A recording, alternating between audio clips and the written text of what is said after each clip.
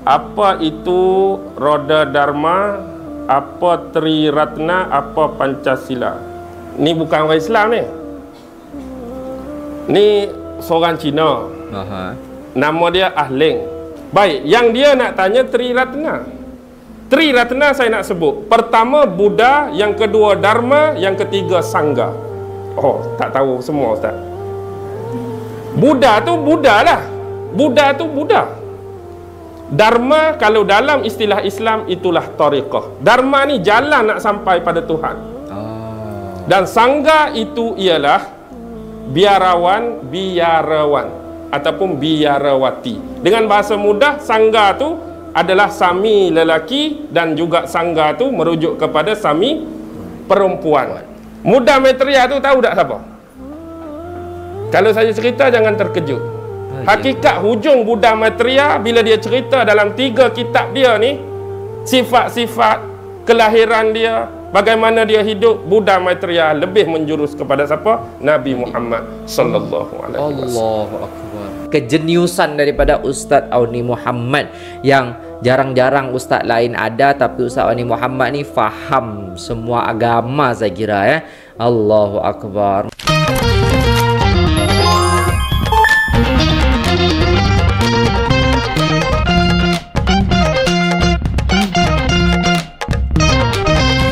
Assalamualaikum warahmatullahi wabarakatuh. Jumpa lagi dengan saya guys, Cak Mujib. Gimana kabar teman-teman semua? Semoga sehat selalu, bahagia dunia akhirat. Selamat datang di Cak Mujib TV. Kali ini kita akan mengaji bersama Ustaz Auni Muhammad. Ya, sangat-sangat menakjubkan ya, membuat kita itu kayak wow, kok bisa ya ada ustaz seperti ini gitu loh guys ya. Nah, di sini Ustaz Auni Muhammad akan menyampaikan hal yang bagus banget ya.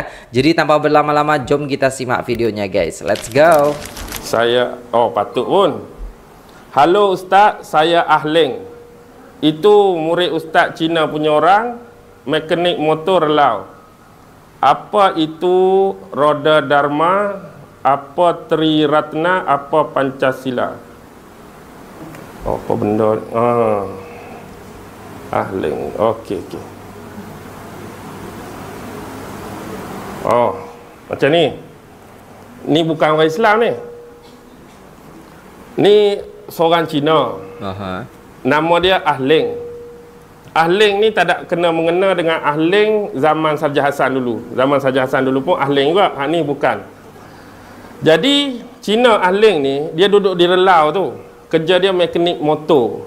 Jadi kalau saya pi tukar minyak enjin ke, pi apa, orang Kelantan kata terik rata. Nak kata apa bahasa sini terik rata ni?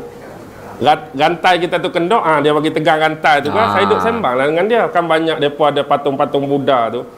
Saya duduk cerita pasal agama lah dengan dia, duduk cerita. Lepas tu saya duduk cakap banyak dengan dia. Dia kata, hang banyak tahu . Nanti apa-apa aku tanya dengan hang. Jadi ni dia tanya sungguh. Dia duduk dalam keadaan tu dekat setahun dah. Bila saya pi saja pasal motor, mesti cerita pasal agama Buddha dengan dia. Jadi ni dia duduk tanya. Dia duduk tanya roda apa ni? Roda Dharma, Triratna, Pancasila. Cang-cang.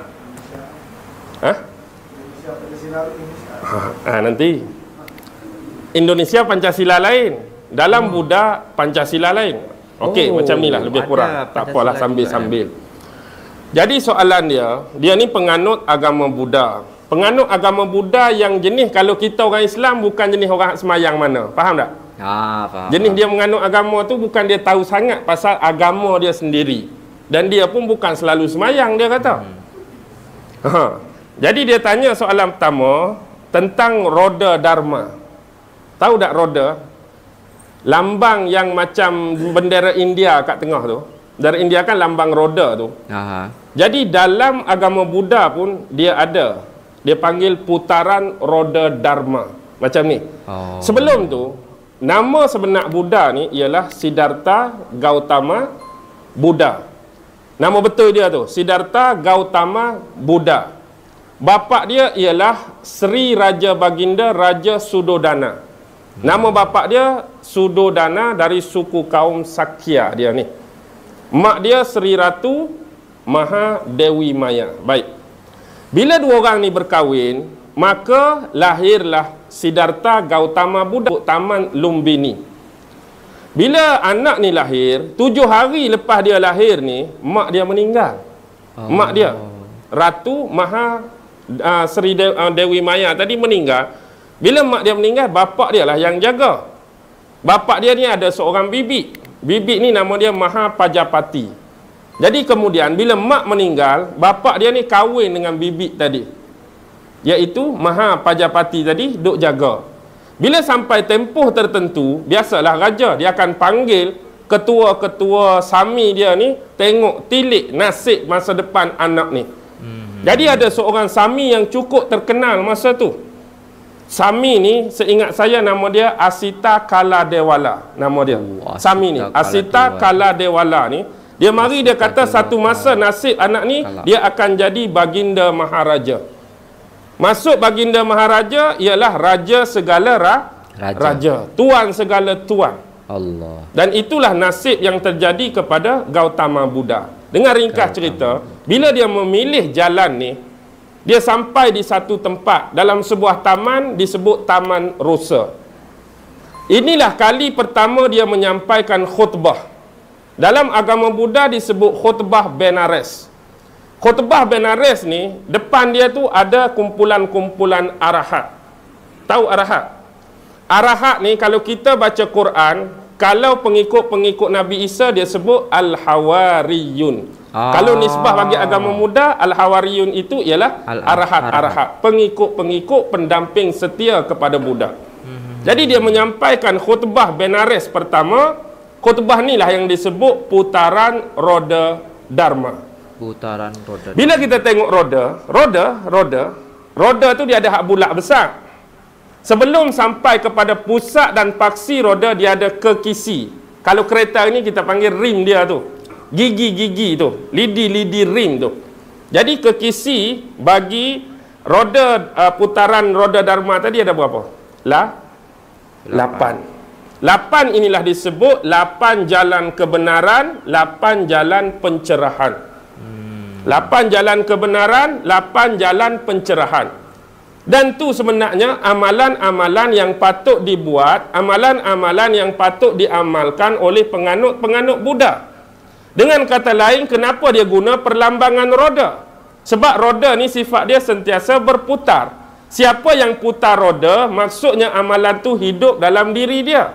Siapa yang tak putar roda, seolah-olah macam dia tak beramal dengan apa yang dijadikan asas kepada 8 pelajaran tu. Macam kita hari ni ada Quran tapi tak baca. Allah suruh semayang, tak semayang. Allah suruh puasa, tak puasa. Jadilah roda tak berpusing. Nisbah mudah. Jadi kalau dia tu nak betul-betul mengamalkan ajaran dia, 8 benda tu sentiasa berputar. Maksudnya mengamalkan 8 benda ni. Bila roda tu berpusing kuat, akhirnya kita nampak lagi tak bilah tu. Mula-mula nampak dia bergerak perlahan bilah tu. Tapi bila laju zoom, kita akan nampak apa? Paksi hak tengah tu. Itulah tahap capaian yang mereka nak. Inilah dalam agama Buddha disebut nirwana. Bukan nirwana Kurt Cobain tu tak? Betul. Dia ada satu kumpulan nirwana Kurt Cobain hak bunuh diri tu kan? Iya. Itu bukan nirwana lain. Ni nirwana kalau kita ni satu tahap yang dapat berdampingan dengan pencipta. Ni nirwana, satu alam. Kalau kita lebih pada syurga sebenarnya tahap nirwana, terjemahan sebenar Buddha ni. Syurga tu bawah nirwana lagi. Istilah nirwana sebenar. Maksudnya satu alam yang lebih tinggi, dekat pada hadirat Allah lah kalau kita. Dekat dengan hakikat pencipta dah nirwana ni. Baik.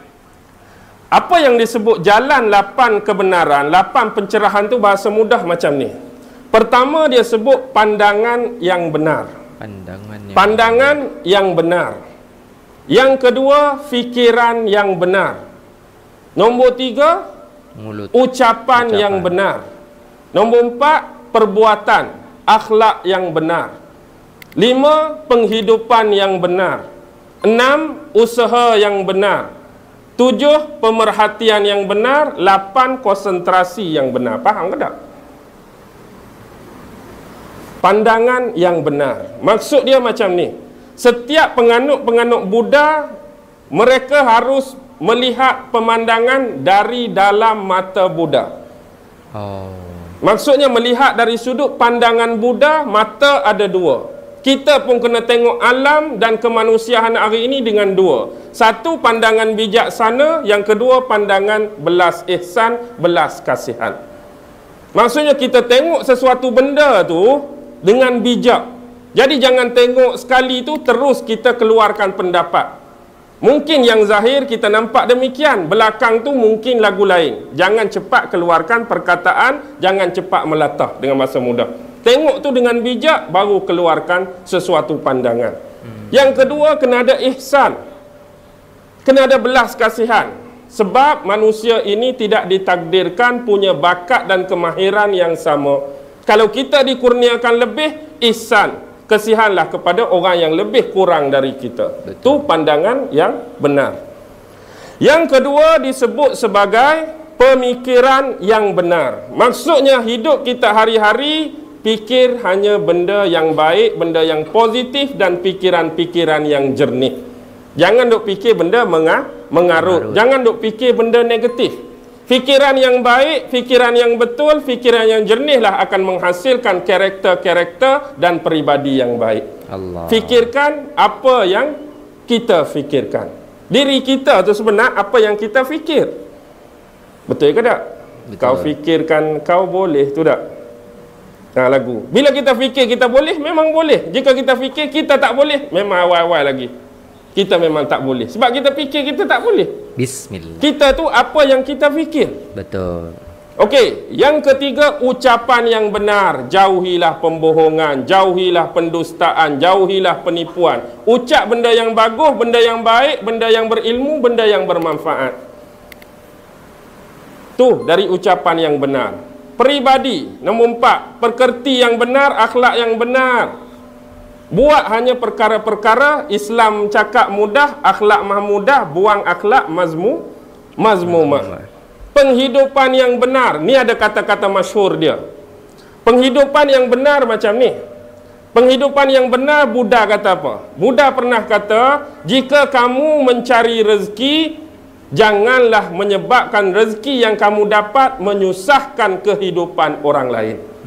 Bila kamu cari rezeki, dan kalau boleh rezeki yang kamu dapat tu bukan dengan jalan menyusahkan hidup orang lain.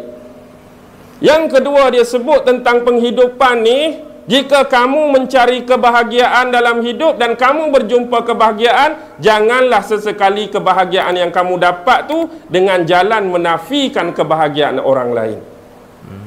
Seterusnya ialah apa dia? Usaha yang benar. Usaha yang benar di sini merujuk kepada jalan yang sebenar menuju kepada Tuhan. Bukan bersifat dunia ni. Usaha nak menjadikan kita tu dekat dengan Tuhan. Ibadat-ibadat, ritual-ritual, amalan-amalan dalam agama Buddha, itulah usaha yang benar. Jadi tinggalkan benda yang bersifat fana, hancur ni. Jadi pergi hak kekal, Tuhan pencipta kita. Pemerhatian yang benar. Jadi kata-kata harus benar, perbuatan harus benar, semua. Yang akhir sekali konsentrasi tu, inilah dipanggil tahap meditasi. Maksudnya memikirkan tentang pencipta. Bagaimana cara untuk sampai ke sana. Itu maksud dia roda dharma yang 8, putaran roda dharma. Jadi baik, tadi dia tanya apa? Triratna kan? Pernah dengar tak Triratna? Ratna ni biasa kalau terjemah bahasa Melayu apa Ratna ni? Ratna Sari nama orang tak? Ya, Ratna Sari. Dulu ada seorang penyanyi nama Roy, Kau Ratnaku, lagu dia tak? Ratna. Triratna ni bukan macam Trinity. Kalau saya sebut Trinity tahu? Trinity ni macam Kristian punya pegangan akidah, itulah Trinity. 1 Allah, 2 Nabi Isa, 3 Ruhul Kudus. Tu Trinity. Dalam agama apa tadi? Agama Kristian. Dalam agama Hindu ada Trinity. Tuhan Brahma, Tuhan Vishnu, Tuhan Shiva. Dalam agama Buddha ada Trinity. Buddha Dharma, Buddha Amitabha, Buddha Maitreya. Trinity. Baik. Sekarang dalam agama Buddha, kalau kita kitab Al-Quran, Yahudi kitab Taurat, Injil kitab Isa sebagai contoh, mereka ada kitab-kitab yang namakan Tripitaka. Bukan Triratna lagi ni, Tripitaka. Bahasa Sanskrit, Tripitaka bermaksud 3 bakul. Tahu bakul? 3 bakul lah, Tripitaka. 3 bakul, kitab pertama nama apa? Sutta Pitaka. Kedua, Wisaya Pitaka. Ketiga, Abhidhamma Pitaka. Ni kitab asas agama Buddha. Sutta Pitaka, Wisaya Pitaka, Abhidhamma Pitaka gabung jadi Tripitaka tadi. Baik, yang dia nak tanya Triratna. Triratna saya nak sebut. Pertama Buddha, yang kedua Dharma, yang ketiga Sangha. Oh, tak tahu semua Ustaz. Buddha tu Buddha lah. Buddha tu Buddha. Dharma kalau dalam istilah Islam itulah tariqah. Dharma ni jalan nak sampai pada Tuhan.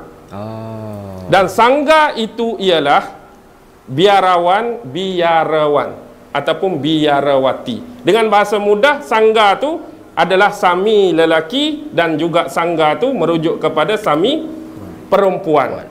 Jadi bagi macam ni, kalau huraian agama Buddha, Buddha dia tahu dah bakat yang pencipta bagi, kemahiran yang Tuhan bagi tak sama. Jadi dia nak sediakan satu agama, nak suruh orang ikut jalan yang 8 ni, bukan semua orang boleh tembus. Bukan semua orang boleh ikut. Tapi dia nak cari satu pelindung. Siapa yang paling lemah, orang awam macam mana pun kena masuk dalam 3 ni. Inilah panggil Triratna ni. Inilah Tri Protect, Tri Defend, Tri Pertahanan. Siapa nak sampai, walaupun dia orang awam, ini dia. Cari Buddha, cari Dharma, cari Sangha. Ini halak 8 tu lah. Itulah jalan. Siapa yang beramai dengan 8 roda tu, insya-Allah sampai kepada. Tapi dia kena ada macam kita utusan. Ustaz-ustaz, ulama-ulama, itulah sangganya. Kalau tok guru kita ustaz, tok guru kita orang alim, tok guru kita tok guru kita ulama, dia sami lah. Itu kalau sangga. Inilah protect nak jaga terus kekal mewarisi. Mewarisi apa? Mewarisi kelangsungan agama ni. Jadi pernah ada cerita macam ni. Ada seorang raja tu, dia tua dah. Bila dia berjalan dalam hutan, dia tengok seorang Tok Sami Buddha duduk dalam sarang burung atas pucuk pokok. Sarang burung tu macam ni. Sarang burung tu banyak. Dia kutip sarang burung, dia buat satu macam rumah dia dengan sarang burung. Dia duduk betapa atas tu lah. Bila raja hak tua ni lalu dia tengok, ada Tok Sami atas tu. Dia pun suruh turun. Tok Sami tu pun turun. Dia kata, kamu penganut agama apa? Aku ialah penganut agama Buddha.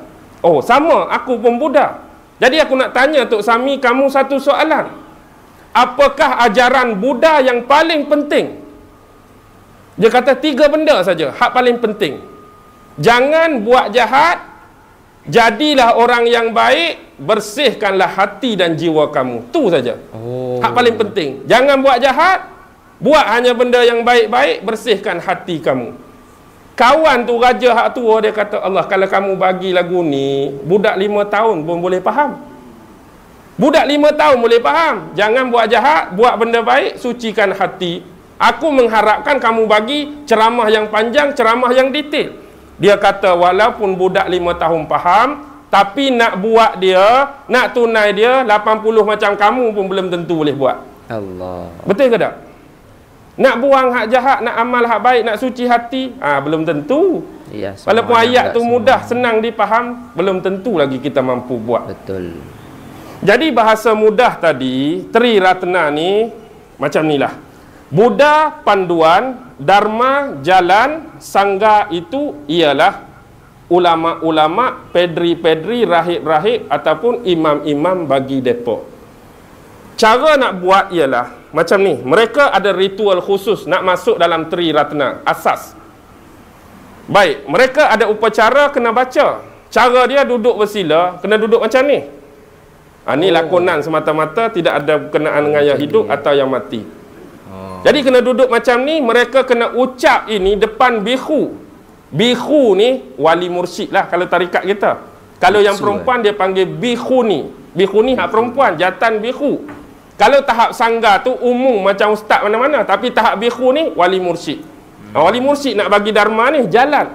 Cara dia ialah, wahai Buddha, aku akan pergi kepada kamu, maka lindungilah aku. Wahai Dharma, aku akan pergi kepada kamu, maka lindungilah aku. Wahai Sangha, aku akan pergi kepada kamu, maka lindungilah aku. Maksudnya dia masuklah dalam tu di bawah bimbingan wali-wali mursyid tadi. Jadi dia duduk dalam mana? Dalam tariqah Dharma. Tariqah Dharma tu 8 tu lah. Bimbingan daripada ustaz dia, wali dia, amal 8 tu insya-Allah sampai dia pada tahap pencerahan yang Buddha sampai. Tapi bukan Buddha Dharma, bukan Buddha Maitreya, Buddha hak tengah, Buddha Amitabha. Dan Buddha Amitabha ni tak ada berkenaan dengan Amitabh Bachchan. Amitabha saja. Buddha Maitreya tu tahu tak siapa? Kalau saya cerita jangan terkejut. Hakikat hujung Buddha Maitreya bila dia cerita dalam 3 kitab dia ni, sifat-sifat kelahiran dia, bagaimana dia hidup, Buddha Maitreya lebih menjurus kepada siapa? Nabi Muhammad sallallahu alaihi wasallam. Allahu akbar. Sifat-sifat Buddha Maitreya sebiji dengan kisah Nabi Muhammad. Sebenarnya agama-agama yang terasing ni terhasil daripada kitab-kitab lama, daripada ajaran nabi-nabi yang dah jauh, akhirnya diselewengkan oleh jin, iblis dan setan. Jadi hak asal itu masih banyak lagi kesamaan juga macam Hindu. Tengok Kalki Avatar. Depa duk tunggu Kalki Avatar muncul hujung zaman, padahal nabi dah Kalki Avatar tu. Dan tak ada kena-mengena dengan filem Avatar hak orang warna biru tu. Tu Kalki Avatar. Kalau Buddha Maitreya tu. Buddha Maitreya itulah Nabi Muhammad. Allah. Cuba baca, cuba kaji, insya-Allah anda akan bertemu dengan segala sifat dia tunjuk sebiji. Ada tak Buddha duduk padang pasir? Tak. Ada tak Buddha duduk padang pasir? Pernah tengok tak orang Buddha duduk padang pasir? Tapi dalam tu sifat Buddha akhir zaman, Buddha Maitreya dia duduk padang pasir. Allah. Anak yatim. Waktu dia kecil dah kematian ibu dan bapa. Allah. Duduk di bumi yang panas, bumi yang gersang, akan membawa satu pencerahan dan cahaya baru, akan ditentang oleh kaum dia sendiri. Sama. Tapi tak ada lagi cerita Buddha-Buddha hebat macam tu. Kecuali hanya mirip kepada kisah Nabi Muhammad. Jangan terkejut. Allah. Sebenarnya banyak kitab-kitab agama lain yang sebenarnya tersisip kisah Nabi-Nabi dan Rasul. Kisah Nabi-Nabi dan Rasul banyak. Tapi kita perlu buat analisa dan kajian. Okey, abaikan Pancasila. Pancasila betul lah abang kata tu, Indonesia. Satu rukun negara. Pancasila dalam nisbah agama Buddha ialah pengakuan untuk tidak melakukan 5 perkara yang terkutuk. Pertama ialah jangan membunuh. Yang kedua, jangan mencuri. Yang ketiga, jangan berzina.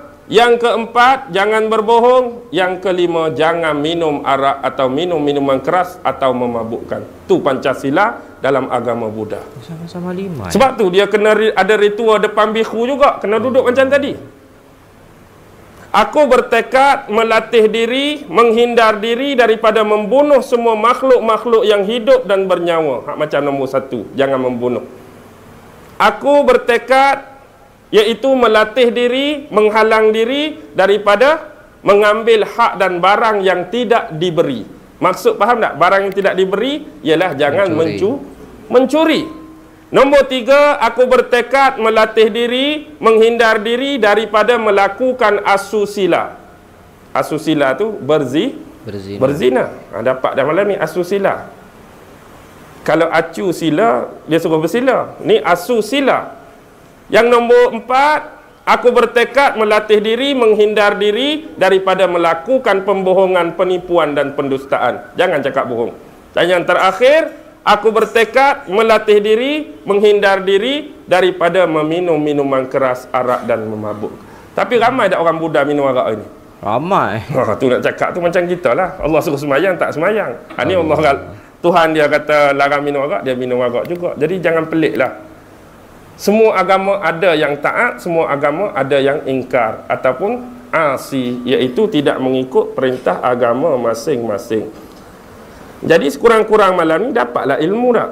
Betul. Agama Buddha, walaupun dari sudut putaran roda Dharma, Tri Ratna dan Pancasila. Banyak lagi kalau nak cerita. Tapi biarlah Allahumma salli ala sayyidina Muhammad. Dah selesai videonya dan Masya Allah tabarakallah kita mendapatkan ilmu asal usul agama Buddha yang disampaikan oleh Ustaz Auni Muhammad. Jazakumullah Ustaz Auni Muhammad, semoga sehat selalu, panjang umur, bahagia di dunia maupun di akhirat dan juga senantiasa dalam lindungan Allah Subhanahu wa taala. Amin amin ya rabbal alamin. Hasbunallahu wa ni'mal wakil, ni'mal maula wa ni'man nasir, la haula wala quwata illa billahil aliyyil azim. Bagusnya Pak Ustaz, Buddha pun boleh. Itulah kejeniusan daripada Ustaz Auni Muhammad yang jarang-jarang ustaz lain ada, tapi Ustaz Auni Muhammad ni faham semua agama saya kira ya. Allahu Akbar. Makanya seronok kalau kita dengarkan ceramah daripada Ustaz Auni Muhammad ini. Semoga bermanfaat, semoga menambah wawasan dan pengetahuan kita, dan selamat menunaikan ibadah puasa. Saya pamit undur diri. Assalamualaikum warahmatullahi wabarakatuh.